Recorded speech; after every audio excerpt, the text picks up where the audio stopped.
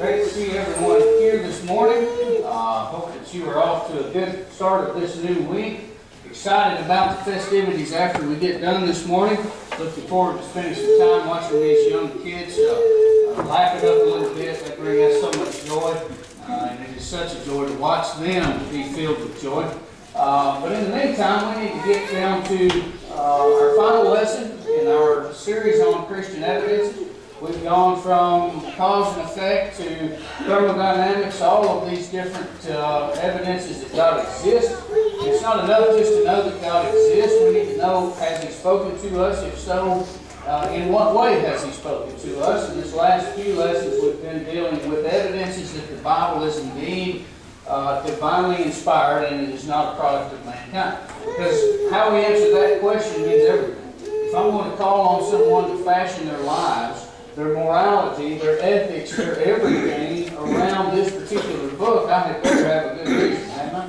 Wouldn't it be the epitome of arrogance for me to say to you, you need to live this way, and on the basis of this book, yet it's produced by merely human people who are neither superior to, or not superior to anyone on whom I might bind that?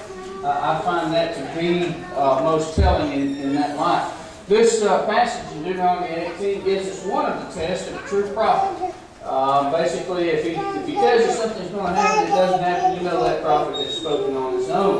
In a little bit, we'll also take a look at Deuteronomy 13, which is another test of the prophet, where the thing actually comes true, but it doesn't harmonize with the will of God. One of those evidences that is so important in demonstrating that the Bible is a product of the divine mind and not the human will is its thematic unity. From one end of the Bible to the other, it does not contradict itself. Now, obviously, Old and New Covenants bear some striking differences, but there was a reason for that. God's progressive revelation. He was taking people from where they were and bringing them in a certain direction. In Galatians 3, when the Apostle Paul asked the question, why the law then? He says it was given because of offenses, because of sin, and its purpose was to bring people to Christ. They weren't ready to receive the lofty expectations of the Christ at that time. So we need to learn, just like you send your kids to school or you school them at home or however you do it, you start with a certain grade level, right? How many put their 5-year-old in junior high? Well, you might try it, but the kid's going to come home crying saying, I don't know what they're talking about. The same would be true if you dropped New Testament Christianity in all of its glory and all of its high ethical standards right in the middle of Cain and his people who have just been cast out from their land there. So you've got to consider that. First, we're looking today at internal evidence. Last week we looked at external evidences, which there's some overlap there. There's not a sharp division between the two. But certain things last week where Moses was writing about things that he had no way of understanding, medical truths that are so clear to us today because of our modern scientific understanding. But in his day and time, there was no way for them to understand that. And it didn't actually come to be known until about 200 years ago. So Moses was writing over 3,000 years in advance of the scientific discovery of things that if we were to lose all of our technological advances, you could take the law of Moses and we could live pretty healthy lifestyles. That's amazing, isn't it? From something now 3,400 years old, we could live a healthy lifestyle and avoid many of the diseases that people face in the world by simply applying the teachings of the law of Moses accurately to our lives. That says something right there. That's an external evidence, as we might call it. Internal evidence is looking at the text of the Bible, and I would suggest to you that this is the most powerful evidence of the existence of God and of the divinity of the Bible, of the fact that the Bible is revealed by Him, that it is inspired, that it is inerrant, and that it is indeed still valid for us living today. If I want to know how to please the God that created me, then I can turn to my Bible and I can trust that if I live the way that He has prescribed for me to live, then I can come to know Him. First, we start with the thematic unity. Some basic Bible facts. Many people in the world think of the Bible as one book written at the same time. There was a lady who confronted Jody Apple one day with the understanding that Moses and Paul knew each other. Okay? There's only one problem. about 1,400 years of time. And that's a big problem because Moses had been gone for a long time. So he's saying this was a Christian lady, mind you. And so that demonstrates how by and large, many people don't understand these basic understandings here. So we want to talk about it. First, it's composed of 66 distinct writings. When I see the Bible, I think of a book. But it's more than a book. It's a collection of books. It's a collection of writings. I know most of you are very familiar with that. So we've got 66 different writings written over a period of about 1,600 years. That's a pretty broad span of time there, right? Not only that, but it was written by over 40 different authors from different backgrounds. You've got shepherds, you've got kings. That's a pretty wide range. You've got a physician named Luke. You've got Paul, who was educated in so many different ways. A Jew of the first rank, but he was also very trained in Greek thinking. All of these different backgrounds come together. You've got fishermen, such as Peter, and on we could go. So the writers and the time periods in which they wrote are very, very distinct, yet somehow we've got a thematic unity that runs through it. What is the theme of the Bible? Well, in short, you could say that the theme of the Bible is the glory of God and the salvation of man through Jesus Christ. Both of those being accomplished in Jesus Christ. But we'll give a little bit of a breakdown here. Genesis 1 through 3, we see man's origin. We see his purpose. We see his loss of fellowship because of sin entering in. You see the ultimate answer to all of the problems that we face. It comes right here in these first 3 chapters of the Bible. Now, a little bit later, you come to the other end, the book end of the Bible, Revelation 21 and 22, and you see this final destiny of man, be it good or bad. And we see the faithful being restored back to that fellowship that was lost with God. We see the reversal of that cycle of death, right? Death doesn't exist in heaven according to Revelation 21 and 22. Now that's important. This is a very important thing for us to answer. It answers to all of life's greatest questions. Why am I here? Where did I come from? And so where do I go when I leave here? What am I supposed to do in the meantime? And that's what's answered here in Genesis 3:15 through Revelation chapter 20. If we take those things, we've got the unfolding of God's redemptive work. In 2 Corinthians 5, I believe about verse 20, Paul says that God was in Christ, reconciling the world to himself. A broken relationship is being restored. Now the beauty of that is, man broke it, we sinned against God, and God is the one who took the initiative to bring us back to him. That's the God we serve. People need to understand that. There's so much misunderstanding about the nature of God. If we look closely at the Bible, at the whole of the Bible, we see a God who is just falling down to help us and wanting so badly to restore that fellowship. But here's what's interesting about this thematic unity that you see. Remember, 66 writings, 1,600 plus years, 40 plus authors, somehow, some way, without collaborating with one another. Each one of them wrote a different chapter, you might say, in this grand narrative that is the story of God redeeming man to himself. Isn't that amazing? There are single author writings that are not as unified as the Bible. Because what happens? You might write your book over a period of 5 years. And here's the problem with fallible men. I might forget some details, or I might change my mind about something. And I might not pick that up in the earlier part of my writings. And then a little bit later on, I'm liable to even contradict myself. But no such accusation can be leveled and sustained against the Bible. This is one internal evidence of the divine nature of the Bible. It is unified in its theme and its purpose. All of the books of the Bible build to that same end. And taken as a whole, we can come to know God in as clear a way as he wants us to. Do we know everything about him? Well, of course not. He is beyond our complete grasp, but we can know enough about him to live faithfully. Now, in the pages of the Bible, we've got this thematic unity, right? And on the pages of the Bible, we have a moral standard. The only reason that folks are critical of the Bible at all is because it calls on us. There is not a person in any walk of life who does not fall under the ban somewhere. Every person that ever reads the Bible is going to be going to come face to face with the reality that there's something that needs to be changed. When I study the Bible, no matter how sharp I might ever become in my understanding of it, No matter how hard I may try, I'm always going to find something that I can do better. I learn that day in and day out as I continue to study this great volume, and that's what it's intended to do. So when you consider the moral superiority of the Bible, it is mind-bending. Okay? Even Moses' law. You look at the New Testament, and clearly we have got a higher calling there than even Moses' law. But Moses' law in its day and time was far superior. Notice, if you will, Deuteronomy chapter 4. And we spend a little time here because we learn a lot about the nature of God and His reasons for the things that He did, the reasons that He gave the Bible in the first place. In Deuteronomy chapter 4, beginning in verse 5, Moses here speaking to this next generation of Israelites getting ready to go in. He says, "See, I have taught you statutes and rules, as the Lord my God commanded me, that you should do them in the land that you are entering to take possession of it. Keep them and do them, for that will be your wisdom and your understanding in the sight of the peoples, who when they hear all these statutes will say, surely this great nation is a wise and understanding people. For what great nation is there that has a God so near to it as the Lord our God is to us?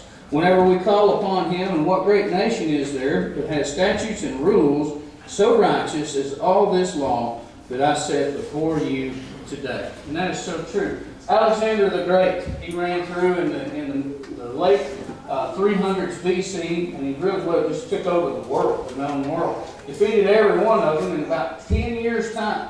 And several cities cropped up named Alexandria. You've got Alexandria, Egypt. You've got Alexandrias in various different locations. You've got Caesarea. That was another instance where Caesar came through and named cities after himself. Well, in Alexandria, Egypt, there was a very, very dense Jewish population, and there was a reason for that, a very specific reason. It was because Alexander had such respect for the Jewish people that he wanted them to be placed in his city, in the city that was named after him because of their high morals. Even though he didn't come over and join them, he respected their morals. This statement in Deuteronomy 4 rang true inasmuch as Alexander saw the Jewish people. So, the law codes around, let's look at it in this day and time. There were absolutely no protections for women, children, or slaves. Okay, so when you come to Ephesians 5, and you come to Colossians 3, and those sections that are telling husbands how to treat their wives, and fathers how to treat their children, and slave owners how to treat their slaves, you have got a very high call. It was true in Moses' law also, though. There were protections in place for these groups, and throughout you see him protecting the helpless. In the law codes of the nations around them, you've got moral depravity all over the place. You could kill your slaves for nothing. If your children acted up, you could kill them for nothing. If your wives did not just completely capitulate to your every whim, a man could put his wife to death under those law codes. Not so under the law of Moses. There were protections in place.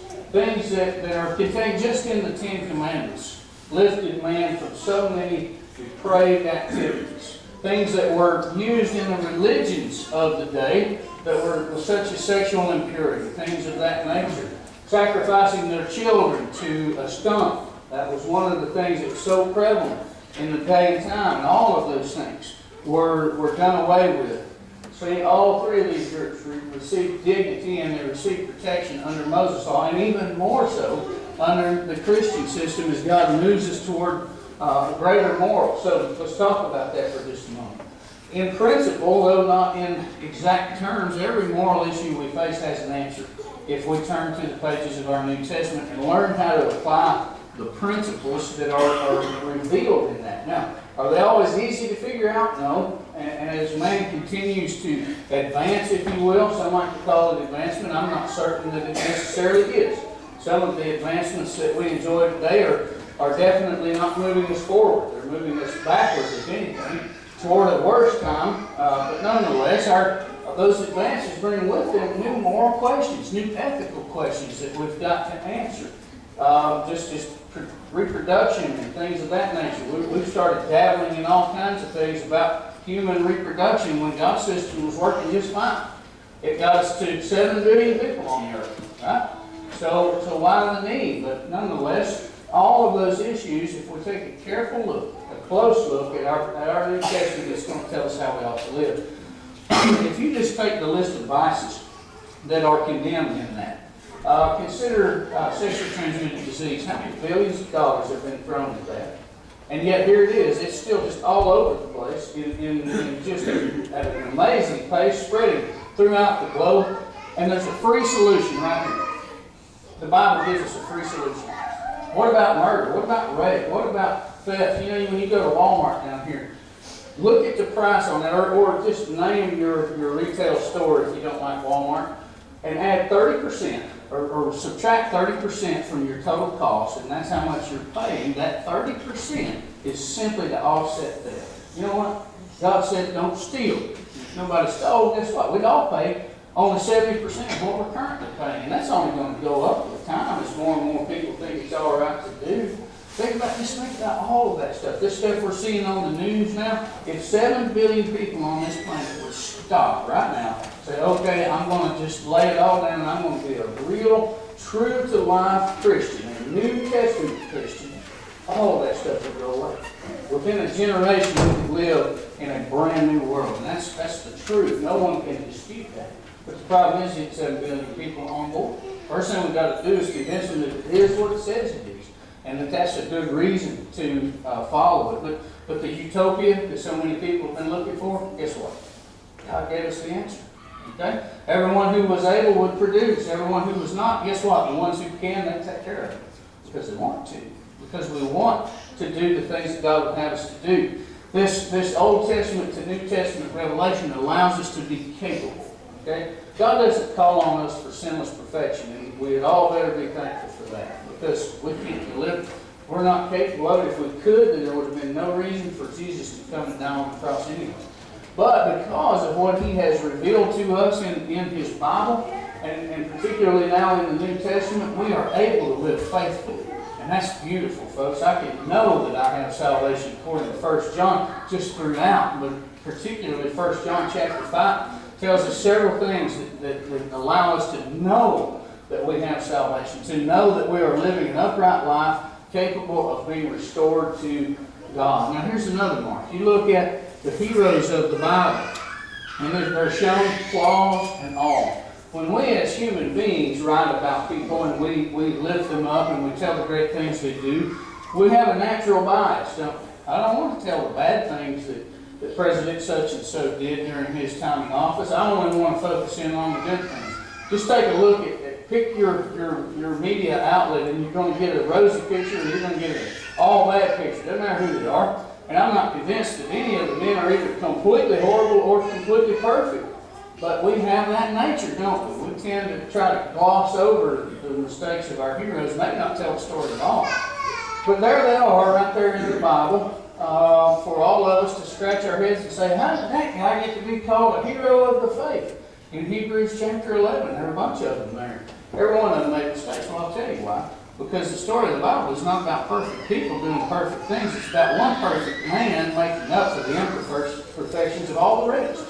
And without that one man, we could never possibly be redeemed. So the Bible is morally superior. It has a unity of theme that is inexplicable on the basis of over 40 different writers living at different times, writing about the same thing with such harmony. You can't explain it on the human level, nor can you explain the moral superiority. Where did our morals come from?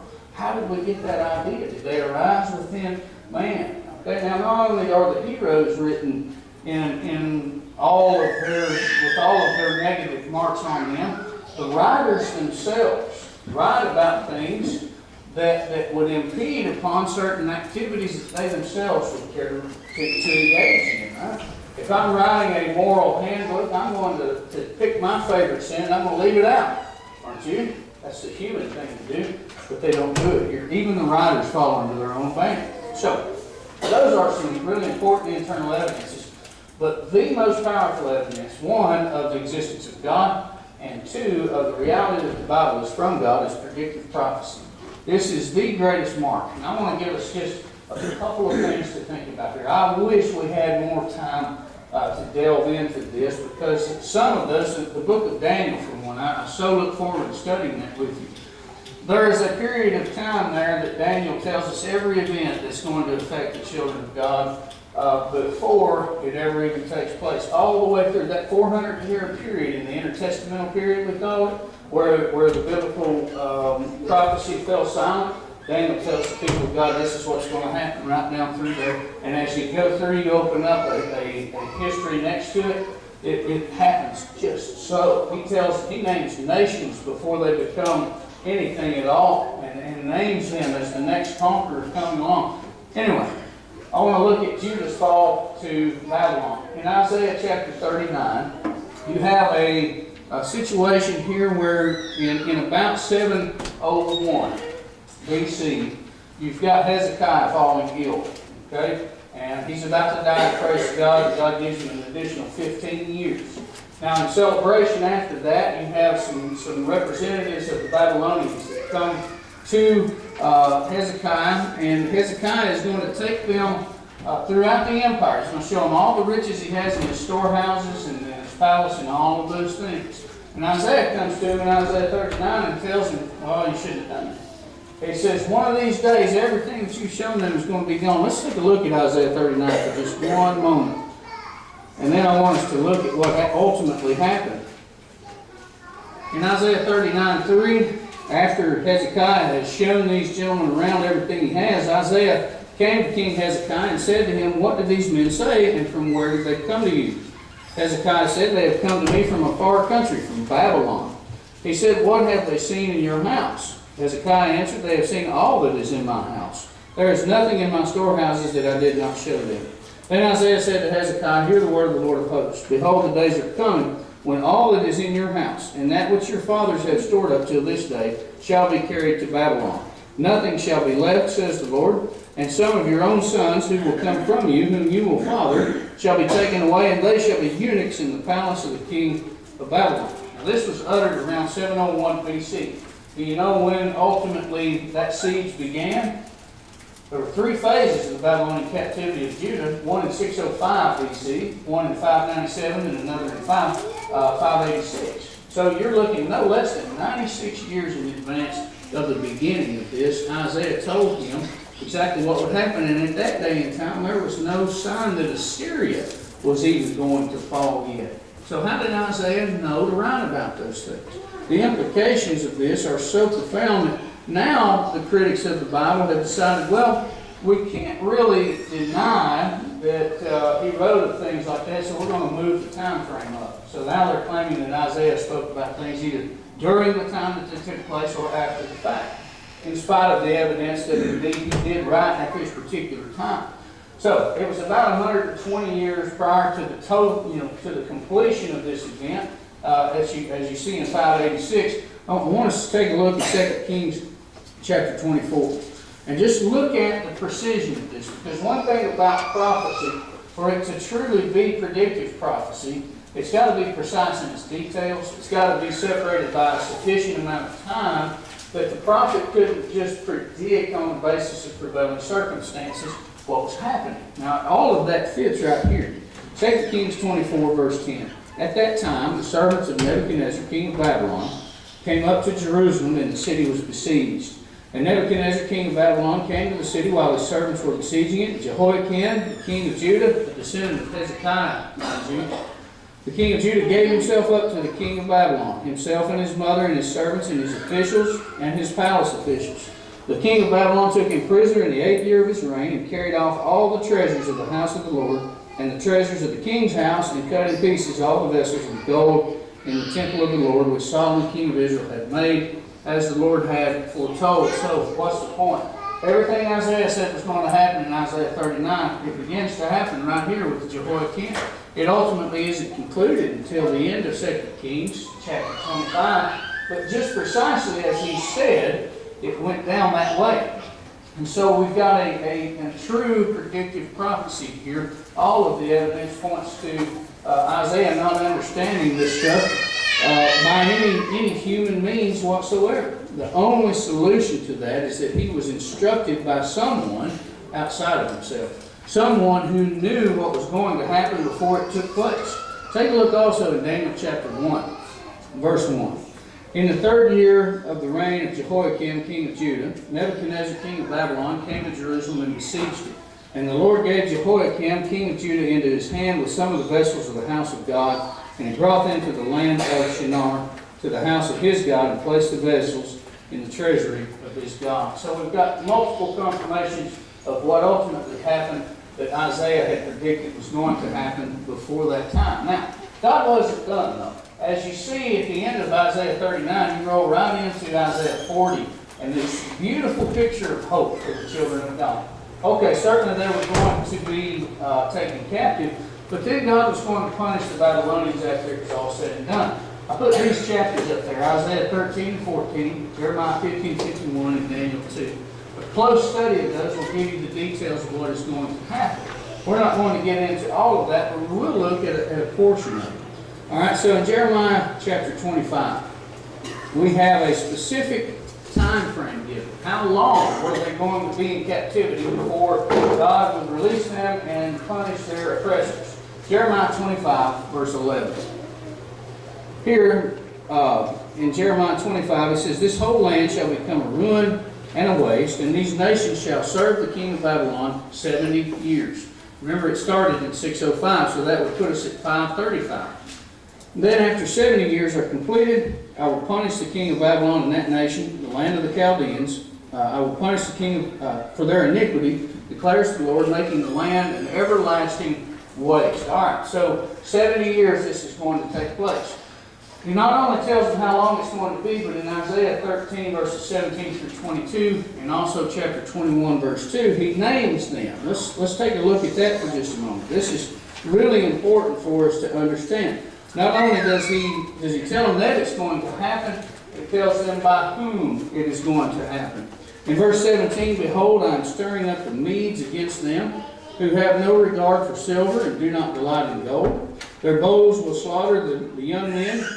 They will have no mercy on the fruit of the womb. Their eyes will not pity children. And Babylon, the glory of kingdoms, the splendor and pomp of the Chaldeans, will be like Sodom and Gomorrah when God overthrew them." He goes on to describe just how terrible that thing would be. Now, I want you to look a little bit closer with me. In Isaiah chapter 21, because Isaiah at this time is writing of something, the Medo-Persian Empire wasn't even in existence at that time. There was a Persian, yeah, but it wasn't prominent. There was a Media, but it wasn't prominent enough. Isaiah lived in the time of the Assyrian Empire, writing about an empire that would come after that, and the empire that would ultimately overthrow the second. So here Isaiah is in the midst of one, speaking 2 empires later about who's going to do what. That's pretty impressive. In Isaiah 21:2, "A stern vision is told to me, the traitor betrays and the destroyer destroys. Go up, O Elam, lay siege, O Media, all the signs she has caused I bring to an end." Now what's interesting about that is that at the time that Isaiah wrote to these Jews, they didn't understand anything about Persia. Persia was a non-factor, but Elam, which is where King Cyrus initially reigned, would eventually become part of the Medo-Persian Empire. Isn't that interesting? Isaiah was speaking well in advance to when those events took place. There was no indication at the time that that's what would happen. Yet he names the conquerors. Now, not only the conquerors, but he names one specific man. 200 years before Cyrus was born, God called him by name through the pen of the prophet Isaiah. Isaiah chapter 44, beginning in verse 28.